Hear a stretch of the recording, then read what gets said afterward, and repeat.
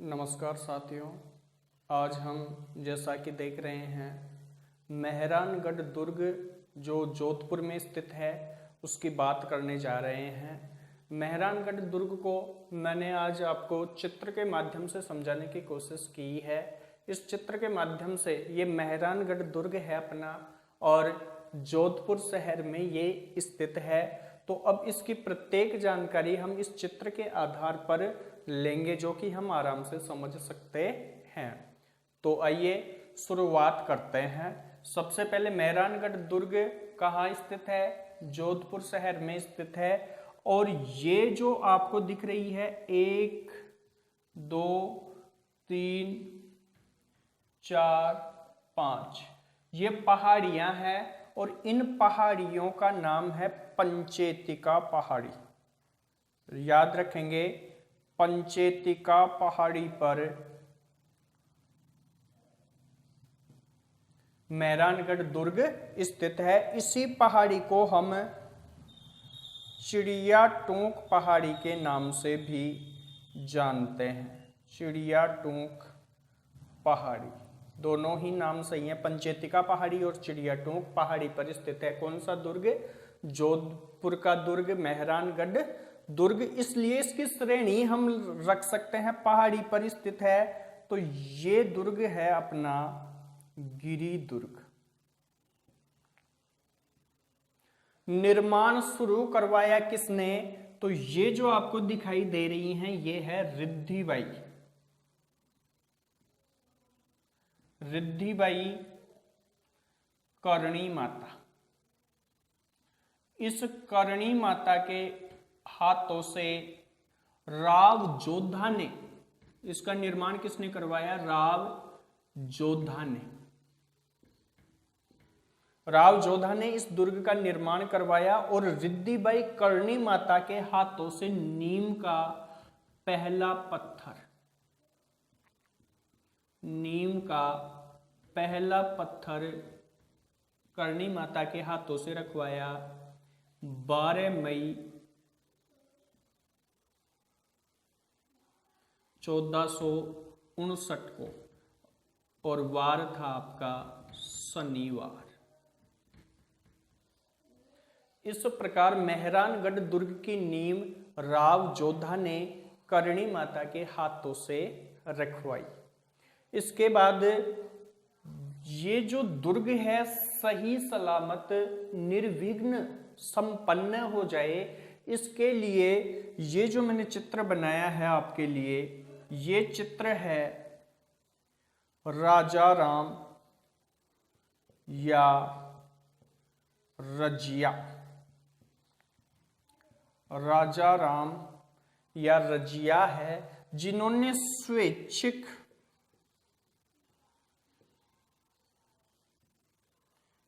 रूप से इस दुर्ग की दीवार में समाधि ली। वो राजा राम या रजिया ने इस दुर्ग की निर्विघ्न समाप्ति के लिए स्वैच्छिक रूप से समाधि ली। ये है राजा राम या रजिया खंडेला।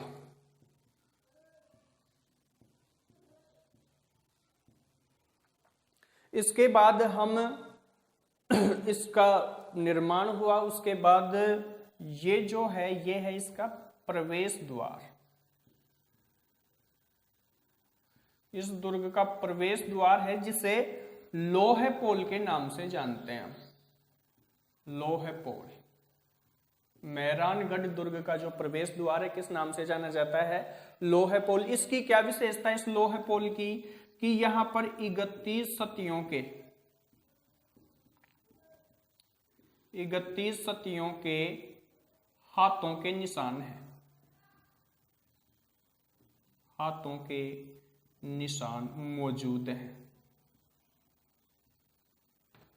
इस लोहे पोल पर। इसके अंदर चलते ही हमें मिलता है ये पुस्तकालय और इस पुस्तकालय का नाम है मान सिंह पुस्तकालय।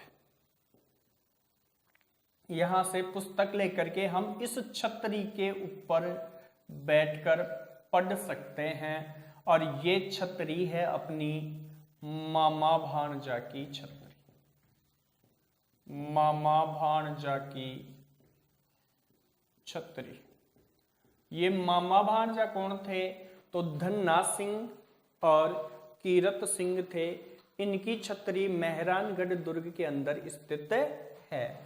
थोड़ी सी आगे जाएंगे तो यहीं पे एक चौकी स्थित है और इस चौकी का नाम है श्रृंगार चौकी।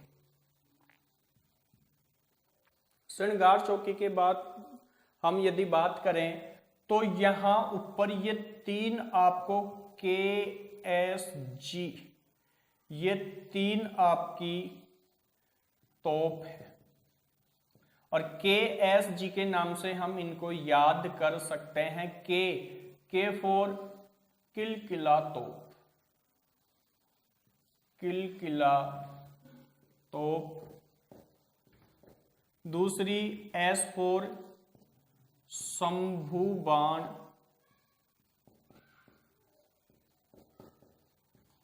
और शंभू बाण तोप, और G फॉर है आपकी गजनी तोप। इस प्रकार 3 तोप मेहरानगढ़ दुर्ग में स्थित है। फिर ये है आपकी चिलमन शाही। ध्यान देंगे, चिलमन शाही क्या होती है? चिलमन शाही, चिलमन शाही कहते हैं पत्थरों की जाली। ये चिलमन शाही आपकी पत्थरों की जाली होती है। इसके बारे में कहा जाता है कि दुर्ग की जो नारियां थी उनकी ये रक्षक होती थी। इसी मेहरानगढ़ दुर्ग के अंतर्गत 2 महल स्थित हैं। मुख्यतया 2 महल हैं। पहला महल जैसा कि मैंने इसमें फूल बना दिया है तो फूल महल, फूल महल। फूल महल का निर्माण अभय सिंह ने करवाया। और ये मोती रख दिया है मैंने, तो ये दूसरा जो महल है वो है मोती महल। ये 2 महल है। मोती महल का निर्माण करवाया था सूर सिंह ने। तो 2 महल मुख्यतया है, फूल महल और मोती महल। ये सूर सिंह का जो मोती महल है ये सोने के काम के लिए प्रसिद्ध है, सोने की बारीकी के लिए प्रसिद्ध है। और ये फूल महल पत्थरों की कटाई या स्थापत्य के लिए प्रसिद्ध है। पत्थरों की कटाई, भित्ति चित्र आदि के लिए ये फूल महल प्रसिद्ध है। आगे की बात यदि हम करें तो अब आते हैं हम मंदिरों की ओर। तो ये अपना चामुंडा माता का मंदिर। चामुंडा माता का मंदिर कहाँ स्थित है? तो मेहरानगढ़ दुर्ग के अंदर चामुंडा माता का मंदिर स्थित है। ये फिलहाल 2008 में चर्चित रहा। 2008 के नवरात्रों में यहां भीड़ लगने के कारण, और 2008 के नवरात्रों में यहां जो प्रथम नवरात्रा था वहां भीड़ थी, उस भीड़ में भगदड़ मच गई थी। इसके कारण यहां 224 श्रद्धालुओं की मृत्यु हो गई थी। 2008 में 224 लोगों की मृत्यु। इसके लिए एक जांच भी बिठाई थी सरकार ने, जिसको कहते हैं जसराज समिति। ये क्रिया 2008 की थी।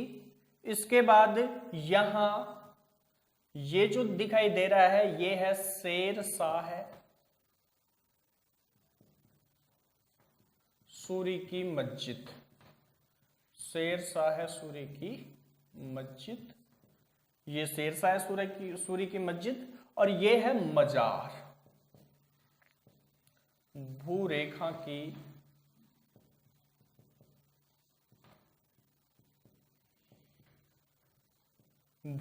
की मजार।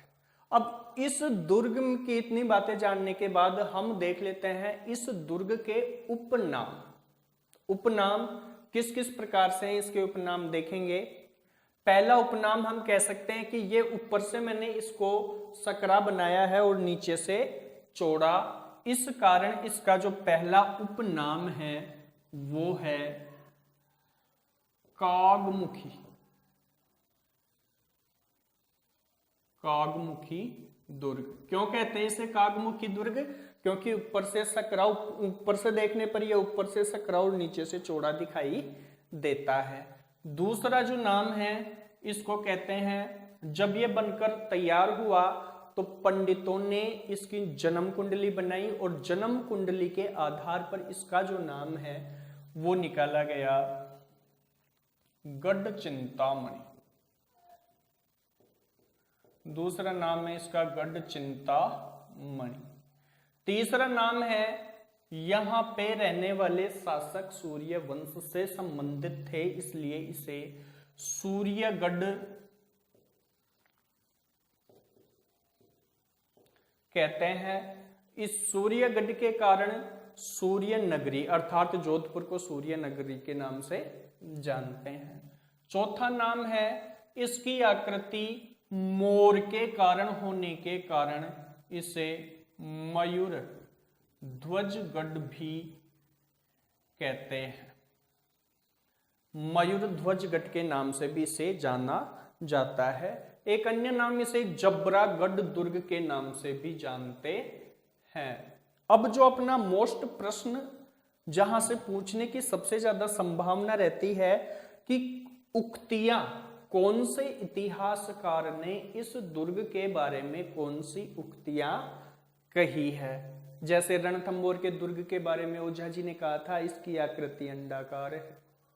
जूनागढ़ दुर्ग के बारे में इतिहासकार ने कहा था दीनानाथ जी ने कि मैंने सुना है कि दीवारों के कान होते हैं लेकिन यहाँ की दीवार बोलती हैं। ठीक उसी प्रकार इस मेहरानगढ़ दुर्ग के बारे में भी अपने जो इतिहासकार हैं वो पहले इतिहासकार रूडियार्ड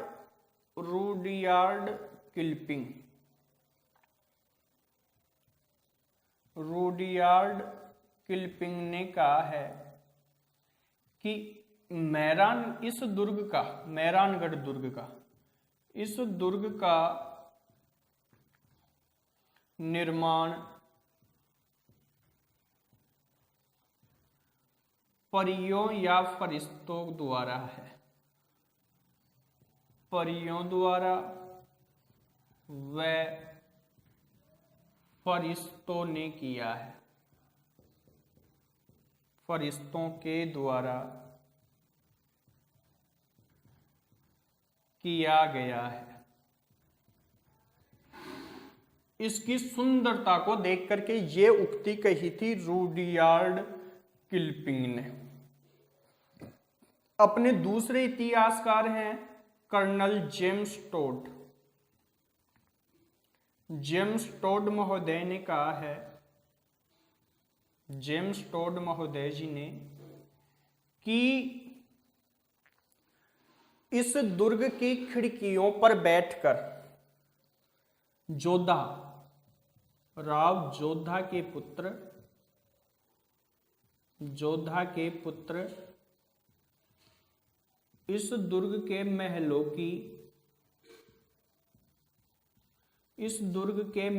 की खिड़कियों पर बैठकर खिड़कियों से अपनी सल्तनत की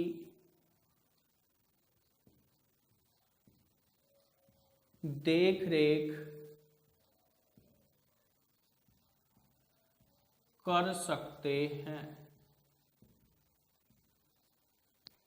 अर्थात इस दुर्ग के बारे में दो इतिहासकारों के कथन प्रमुख है। पहला रुडयार्ड किपलिंग का, जिन्होंने इस दुर्ग के निर्माण के बारे में कहा है कि फरिश्तों और परियों ने किया है, और दूसरा कर्नल जेम्स टोड ने कहा है कि राव जोधा के पुत्र अपनी सल्तनत की देखभाल इस दुर्ग के महलों की खिड़कियों में बैठ करके कर सकते हैं। इस प्रकार मेहरानगढ़ दुर्ग के बारे में हम अध्ययन करते हैं। 1 से 2 बार इस वीडियो को देखोगे तो याद हो जाएगा। जय हिंद, जय भारत।